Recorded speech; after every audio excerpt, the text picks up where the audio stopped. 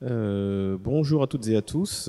Je m'appelle Jean-Pierre Coran, je travaille à Arvalis et au sein d'Arvalis, j'anime le service qui réunit notamment les équipes travaillant sur la génétique et l'évaluation variétale.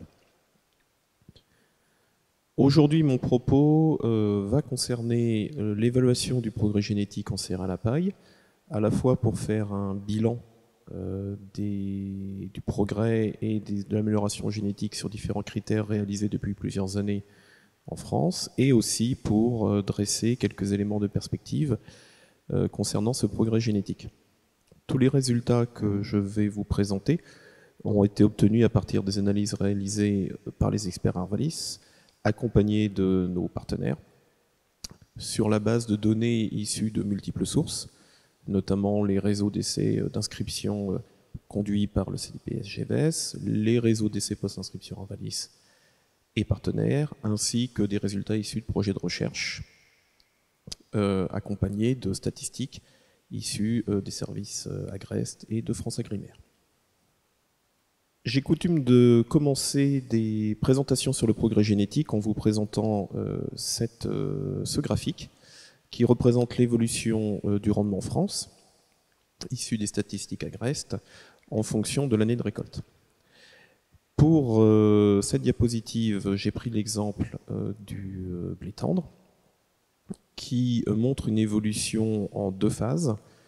Des années 60 jusqu'à la deuxième moitié des années 90, 1996 plus exactement selon l'ajustement statistique que vous voyez à l'écran, nous constatons une évolution positive annuelle du rendement France d'environ 1,3 quintaux par hectare et par an.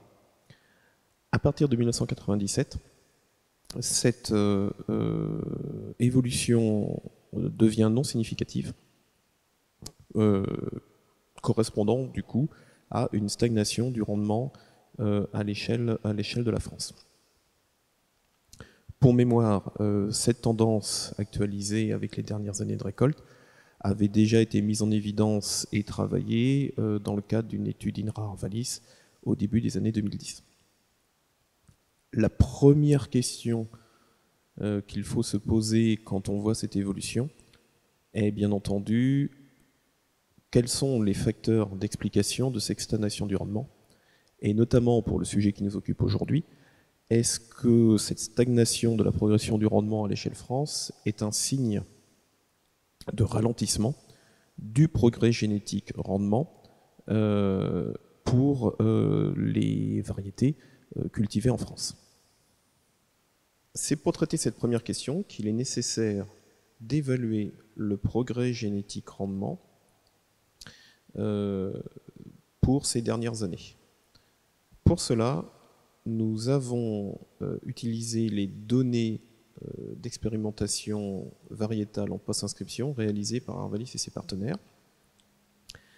Vous voyez à l'écran sur le graphique un exemple de cette analyse de données pour le blé tendre.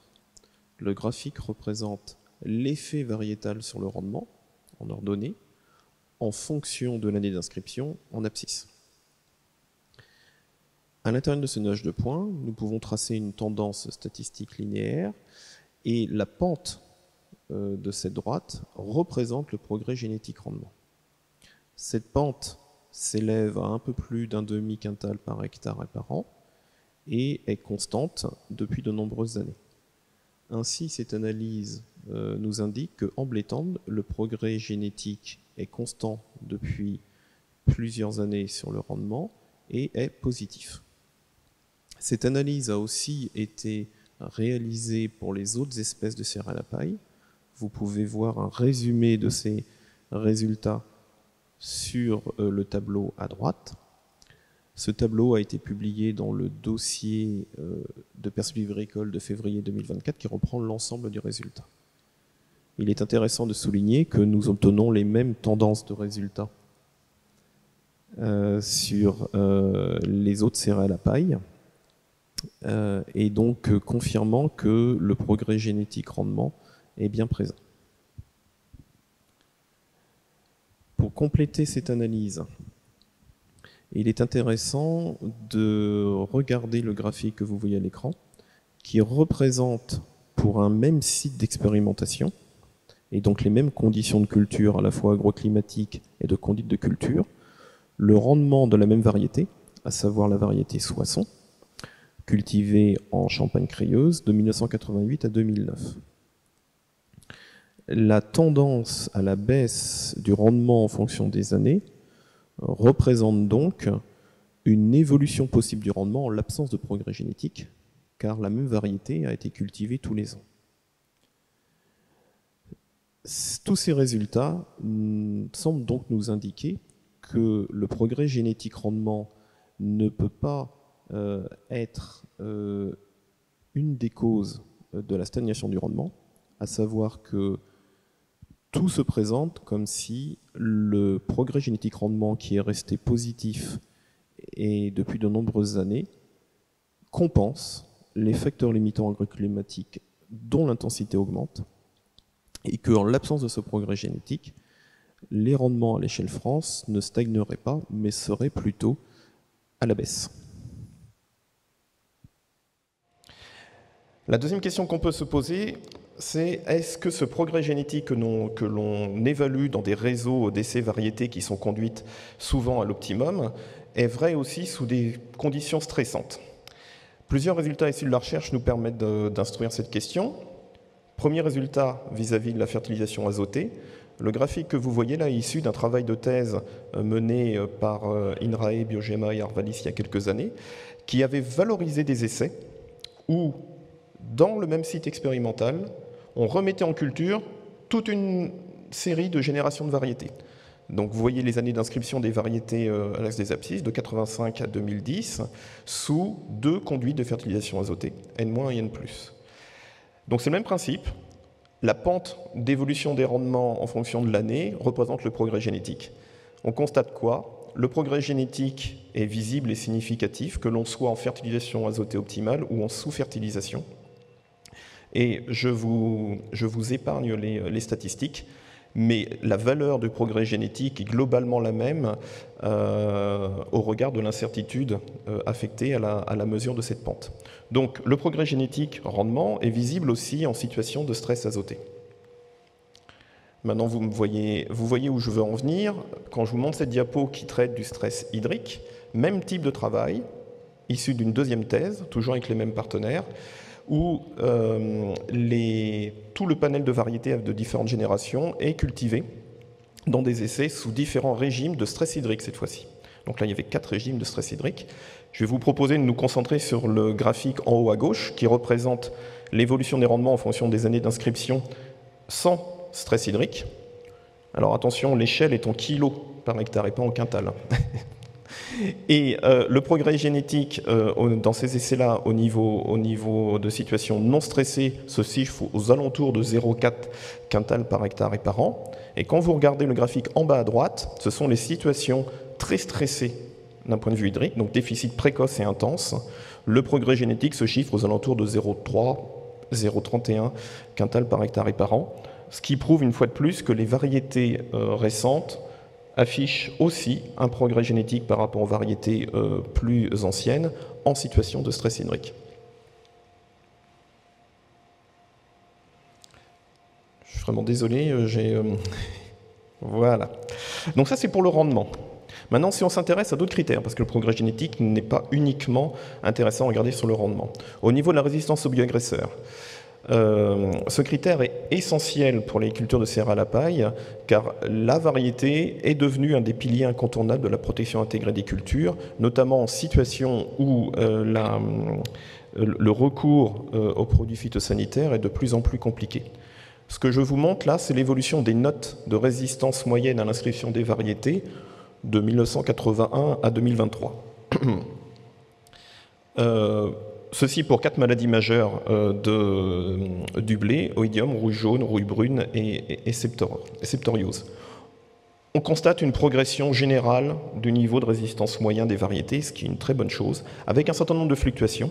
Notamment, vous voyez les fluctuations de la ligne jaune, qui correspond à la rouille jaune, qui est notamment due au contexte particulier de la maladie rouge jaune, qui a des populations de pathogènes qui évoluent très rapidement et qui nécessite un petit peu de renouveler très souvent des structures génétiques de résistance face à des populations qui évoluent rapidement.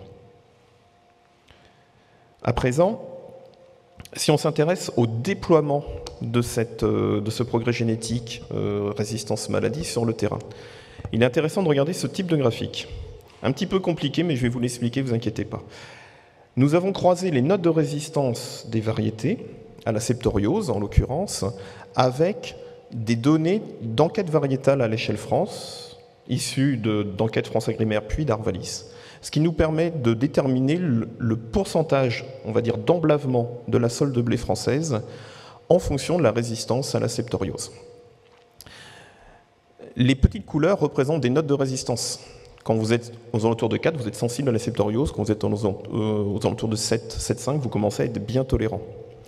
Quand vous regardez les petites barres de l'année 2005, tout à fait à gauche, vous vous apercevez qu'en 2005, à peu près 70% de la sole de blé française était implantée avec des variétés présentant des notes de résistance inférieures ou égales à 5, c'est-à-dire globalement sensibles à très sensibles.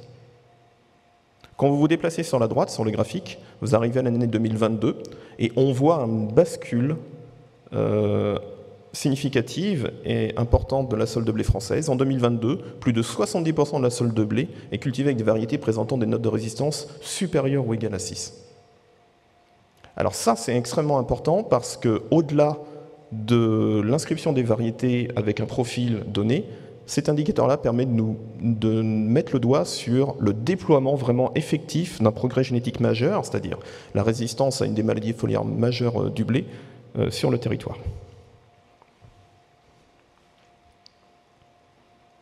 Bon, un autre exemple, très significatif aussi, l'exemple de l'orge d'hiver avec la jaunisse naissance de l'orge. Ce que vous voyez là, ce sont les statistiques à l'inscription de pourcentage de variétés inscrites tolérantes à la JNO. Vous voyez qu'à partir de la fin des années 2010-2018, les variétés, que ce soit de 6 rangs ou de 2 rangs un petit peu plus tard, commencent à être inscrites tolérant à la GNO. Et en 5 ans, le paysage de variétés d'orge d'hiver inscrites est devenu majoritairement tolérante à la GNO. Ce qui est quand même assez exceptionnel en termes d'implémentation rapide d'un progrès génétique majeur. Bon, il n'y a pas que le rendement et les maladies, il y a aussi la qualité. Petit focus sur le blé tendre, avec la teneur en protéines et tous ses corollaires. Je vous ai montré il y a quelques diapos que le rendement du blé tendre en termes de progrès génétique ne faisait que croître. Quand on connaît un petit peu la physiologie du blé, on sait bien qu'il y a une relation globalement négative entre la progression du rendement et la progression de la teneur en protéines. Plus vous faites de rendement, statistiquement, moins vous allez concentrer de protéines dans le grain. Donc ça se vérifie. Quand vous regardez le graphique de gauche, c'est toujours le même principe de graphique que les diapos précédentes. On voit qu'il y a une baisse de la teneur en protéines moyenne des variétés en France depuis quelques années, fortement liée à la progression de la performance rendement des variétés. Donc physiologiquement, c'est logique. Néanmoins, quand vous regardez le graphique de droite, c'est le même type de graphique, mais représentant la variable GPD. La variable GPD, c'est une variable mesurée à l'inscription et qui chiffre la capacité d'une variété, pour un rendement donné, à faire plus ou moins de protéines que les autres variétés testées en même temps. On s'aperçoit que le GPD augmente régulièrement. Ça, c'est un bon exemple. C'est-à-dire que la physiologie du blé est incontournable, c'est-à-dire plus vous allez faire de rendement, moins vous allez faire de protéines. Par contre, en sélectionnant des variétés dites GPD+, c'est-à-dire qui ont un bon comportement protéines pour un rendement donné, on a amorti cette tendance et on a permis quand même de progresser en rendement sans que l'impact protéine soit trop fort. Et ça, c'est essentiel. Autre exemple, parce qu'il n'y a pas que le blé tendre qui présente des données intéressantes, sur le blé dur.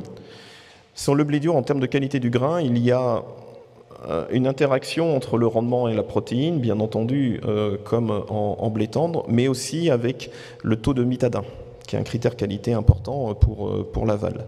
C'est le petit graphique de gauche, un petit peu petit, je suis désolé, qui représente cette relation rendement-protéine. Donc plus on fait de rendement, moins on fait de protéines, assez logique. Les petites couleurs représentent le taux de mithadin. Et vous voyez que plus on baisse la protéine, plus le taux de mithadin augmente, donc ce qui peut poser souci. Ce qui est intéressant, ce sont les graphiques de droite. Ce sont les notes de teneur en protéines et de vitrosité, donc l'équivalent de tolérance au mithadin, à l'inscription des variétés. Vous voyez que la teneur en protéines s'érode doucement, assez logique au regard de la progression du rendement en blé dur. Par contre, la vitrosité augmente légèrement aussi. Et ça, c'est une marque aussi du progrès génétique qualité, c'est-à-dire que via la sélection, on a réussi à amortir l'effet de la teneur en protéines sur le mithadin, et c'est un atout incontournable pour la qualité du blé dur.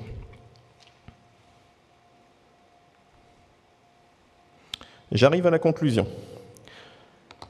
En regardant dans le rétroviseur, je vous ai proposé un certain nombre d'indicateurs prouvant que tous les efforts autour du progrès génétique, de la sélection jusqu'à la post-inscription, à la préconisation aux agriculteurs, avec tous les acteurs réunis dans un continuum, sélectionneurs, organismes d'État, CTP, SGVS, instituts techniques, distributeurs, organismes de développement, tout ce continuum-là a permis de mettre à disposition des producteurs un progrès génétique significatif multicritères.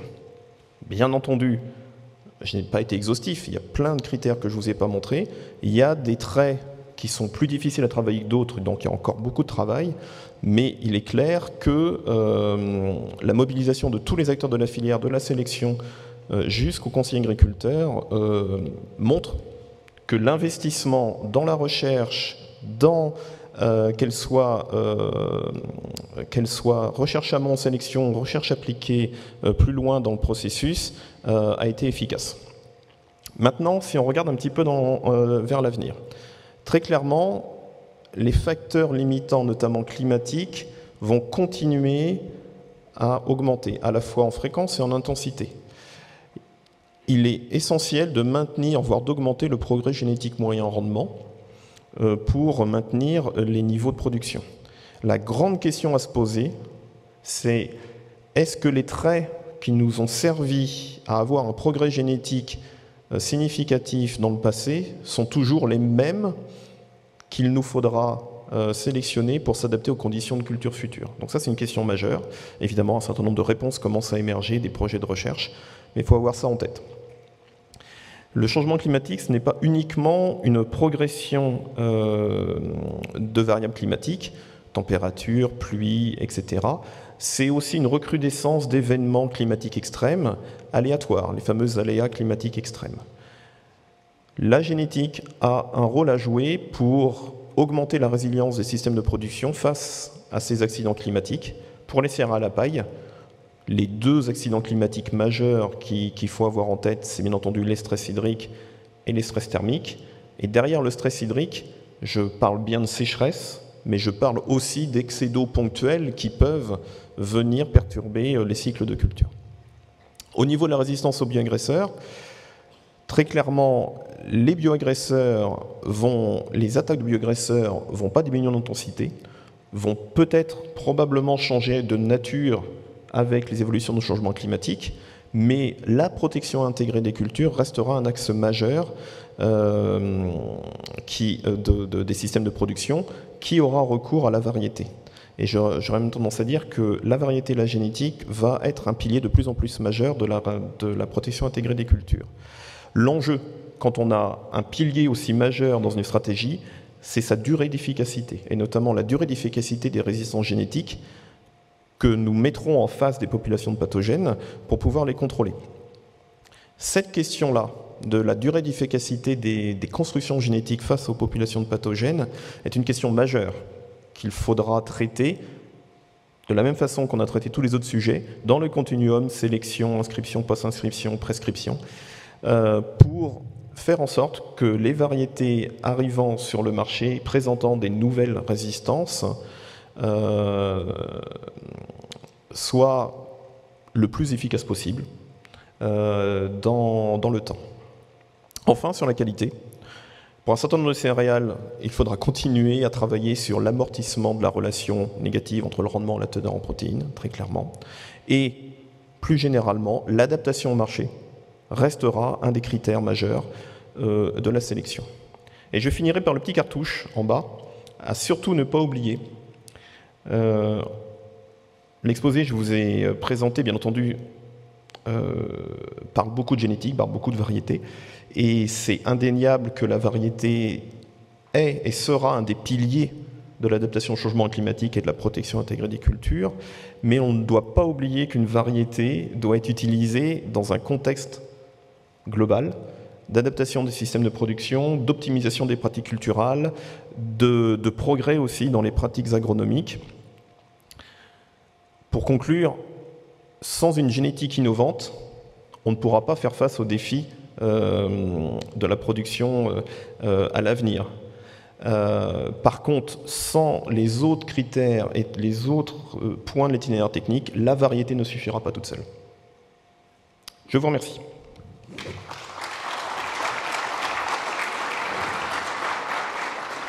On vous remercie, Jean-Pierre. On va prendre quelques questions. On a prévu le temps pour cela. Qui souhaite prendre la parole? Ou témoigner? Je vous pose la première question. On l'a vu, il va y avoir une course quelque part entre le progrès génétique d'un côté et la capacité, et les facteurs limitants qui risquent malheureusement d'être de plus en plus limitants. Il y a un facteur de pente, de rapidité. Le changement climatique s'accélère. Est-ce que vous êtes optimiste sur la course? Ou le résultat de la course? Alors, je ne parlerai pas d'optimisme ou de pessimisme, mais il est clair que actuellement, comme vous le dites, les pressions, que ce soit sur les stress abiotiques, donc climatiques, hydriques, thermiques, ou les stress liés aux bioagresseurs, vont absolument pas aller en diminuant. Si on veut garder un temps d'avance et faire mieux que uniquement compenser, parce qu'actuellement le progrès génétique ne fait que compenser, oui, une accélération du progrès génétique serait souhaitable, oui. Des questions? Prenez le relais. Qui souhaite poser une question? Oui, monsieur.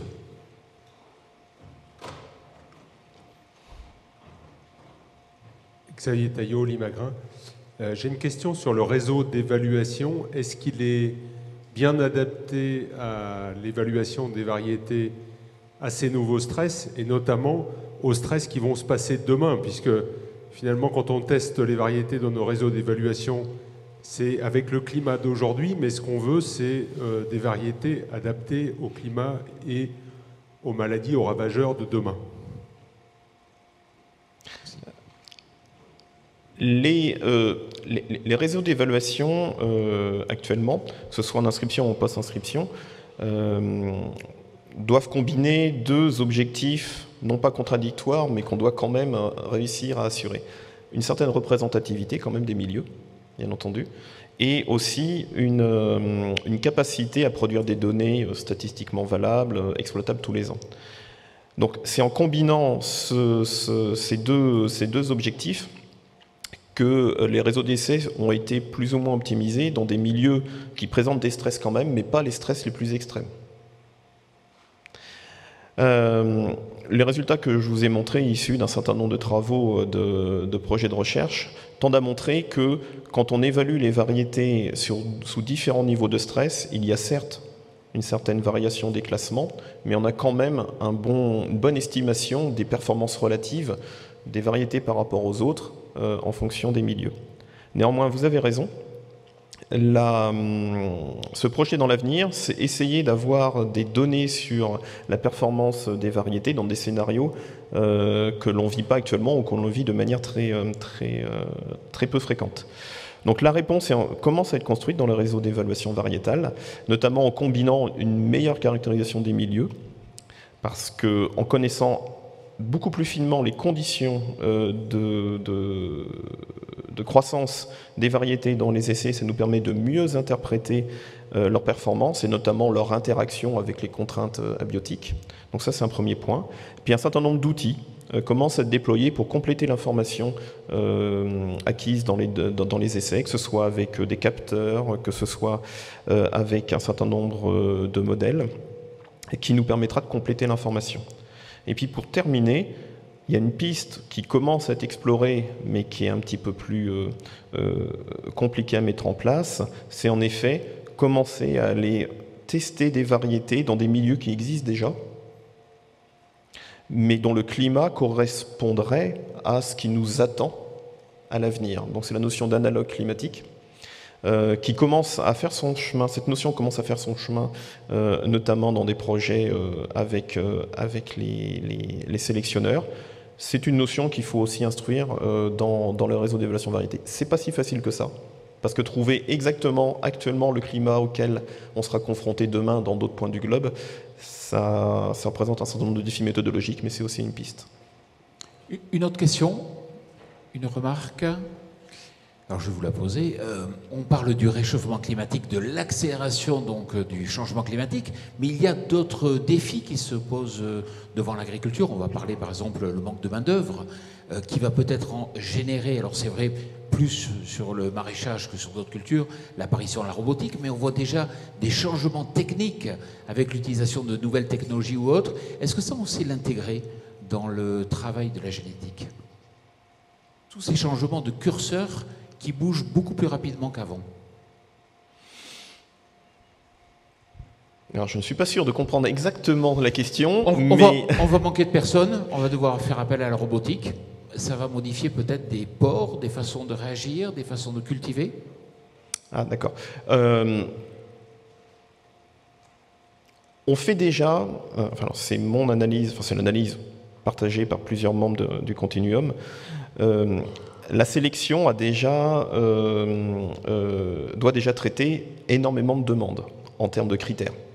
Le rendement, la qualité, la résistance aux bioagresseurs.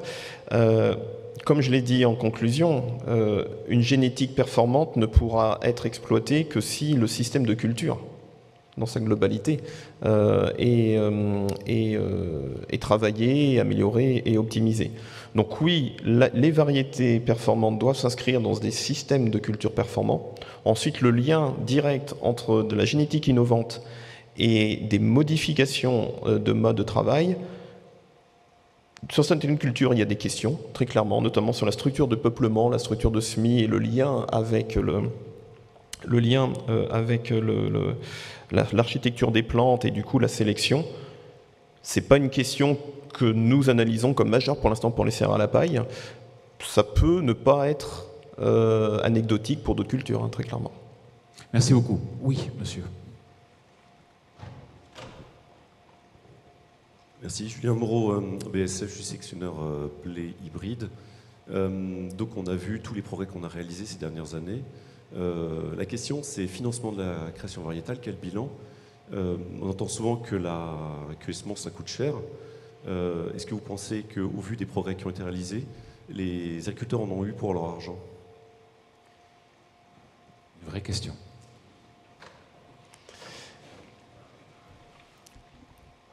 Alors, je vais me borner à une réponse technique, parce qu'il y a une réponse qui concerne les filières et je leur réserverai la primeur de la réponse, la filière et puis les producteurs. D'un point de vue technique, il est clair que l'investissement dans les différents projets de recherche depuis 15-20 ans, issus du financement par les producteurs, financement par la puissance publique,